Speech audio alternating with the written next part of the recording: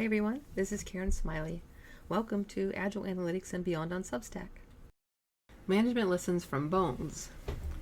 3 observations and 5 do's and don'ts for software management based on Season 2, Episode 1 of the forensic series Bones.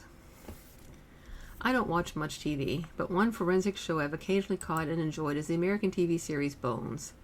An old episode from the start of Season 2 recently caught my attention for its clues on good software management. This is an occupational hazard for me, but a fun one. I find myself seeing software development parallels, paradigms, and patterns in all kinds of non-software related contexts. Bones Brennan is the lead forensic anthropologist. A lead recurring theme of the series is that while Brennan is technically brilliant, her social and people skills are notoriously weak.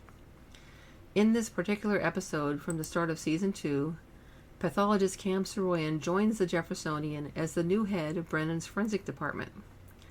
At the start of the episode, Bones seems annoyed that the director hired Saroyan instead of promoting her to that management position.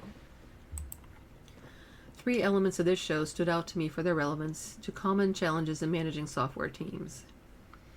1. Reason for changing jobs. FBI Special Agent Booth, Brennan's partner, and Saroyan are chatting. It's obvious they knew each other well previously before she became the boss. He asks her why she took the coroner position. She tells him about some of the working conditions at her old job in New York, e.g., having to perform autopsies in windowless basements on leaky tables with no drainage, and she compares its so-so reputation to the high esteem of this place, the Jeffersonian in Washington, D.C. Then she mentions that dark, horrible, messy autopsy room again. Booth nods in understanding. No, money never comes up. Number 2, reasons for not winning promotions. Brennan is inquiring with a few of her trusted team members about why she didn't get that promotion. She's especially offended that the big boss who hired Saroyan made his decision and brought Saroyan in while Brennan was out on vacation, and then took a vacation of his own so he didn't have to face her. At first, her best friend, Montenegro, doesn't want to hurt Brennan's feelings, but then she gently tells her that yes, her weakness in people skills was probably a factor in why she was passed over.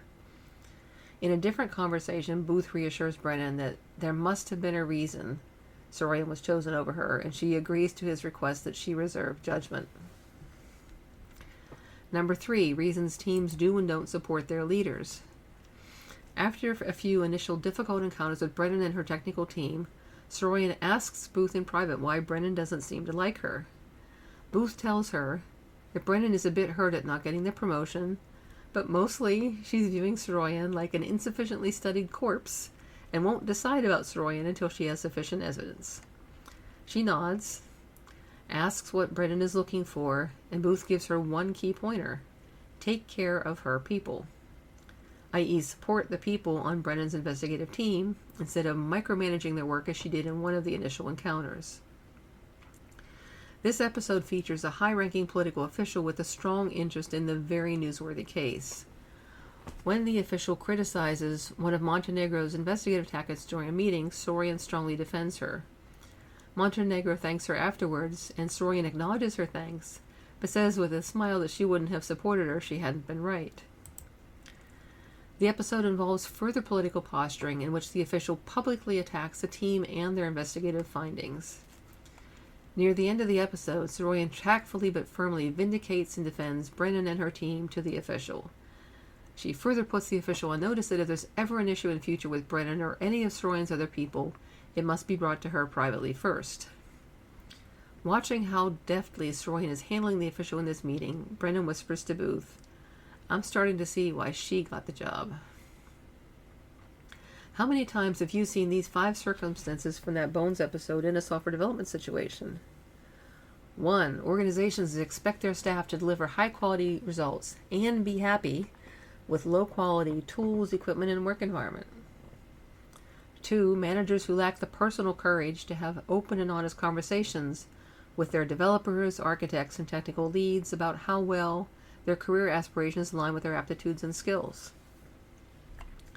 3. Technical superstars who resent being passed over for management positions or are moved into management positions and then don't perform well because they lack the required soft skills.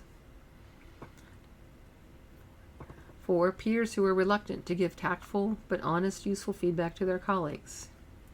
And 5. Managers who don't have the political courage to stand up for their people to higher-ups, or to insist that their concerns on teams' performance be raised and addressed privately and professionally.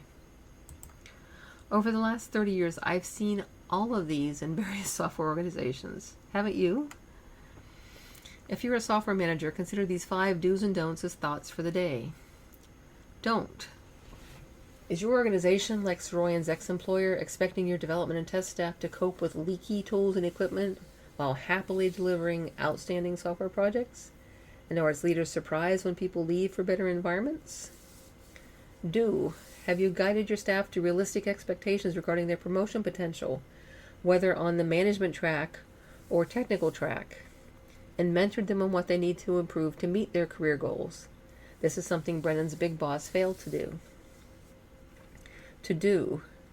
Are you cultivating a trusting environment in which your team builds good working relationship, feels comfortable having these kinds of conversations, and shares honest feedback with each other?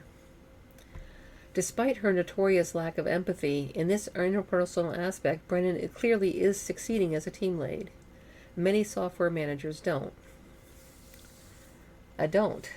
Have you hired or promoted technical people for managerial roles based on their technical skills, without paying attention to whether they have or are developing, under your mentorship, the interpersonal skills they will need to succeed? By hiring Saroyan, Brennan's big boss did get this right. Many software managers don't. And finally, what are you doing to develop Saroyan's courage to inquire, to listen, to support, and to tactfully but firmly speak truth to power into your people? Most people won't reserve judgment as long as Bones did, or wait for you to trust them before they decide not to trust you. It's important to try to get this right quickly with a new team. I'd love to hear what you think.